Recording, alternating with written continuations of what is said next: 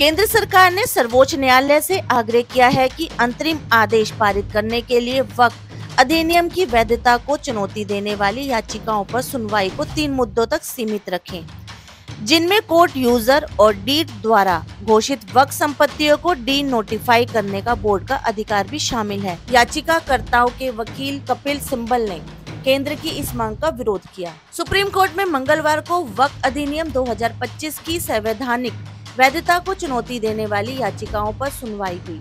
मुख्य न्यायाधीश भूषण रामकृष्ण गवई की अध्यक्षता वाली 2 सदस्यीय पीठ ने पक्ष और विपक्ष की दलीलें सुनी।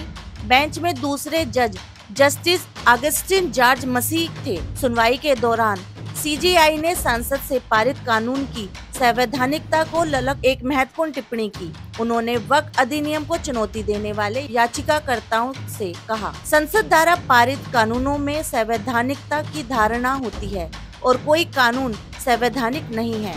इसका जब तक कोई ठोस मामला सामने नहीं आता, अदालतें इसमें हस्तक्षेप नहीं कर सकती। केंद्र सरकार ने सर्वोच्च न्यायालय से आग्रह किया है कि यह अंतरिम आदेश पारित करने के लिए वक्फ अधिनियम की वैधता को चुनौती देने वाली याचिकाओं पर सुनवाई को 3 मुद्दों तक सीमित रखें, जिनमें कोर्ट यूजर और डीड द्वारा घोषित वक्फ संपत्तियों को डी नोटिफाई करने का बोर्ड का अधिकार भी शामिल है।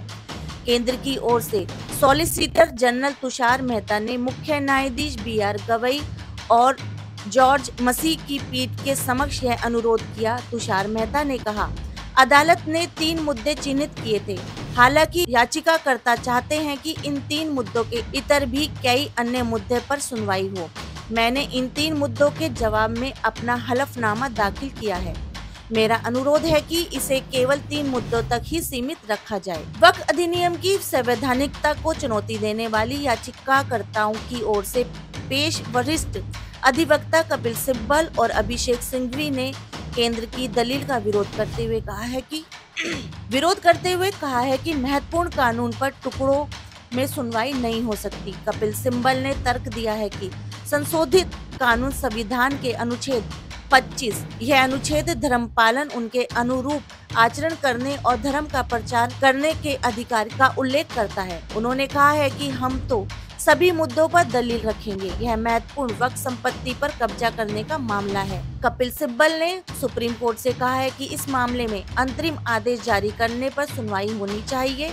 उन्होंने कहा है कि ये कानून असंवैधानिक और वक्फ संपत्ति को कंट्रोल करने वाला और छीनने वाला है। समाज में हो रहा भ्रष्टाचार हम कराएंगे रूबरू। शासन और प्रशासन में बैठे जनप्रतिनिधि जिन्हें जनता चुन के लाती है, हम दिलाएंगे जनता का अधिकार संविधान के तहत। अपराधी चाहे प्रशासनिक हो या शासनिक, हम करेंगे उनकी खोज और करेंगे पड़ताल संविधान के तहत। सबके लिए समान, सबके लिए बराबर।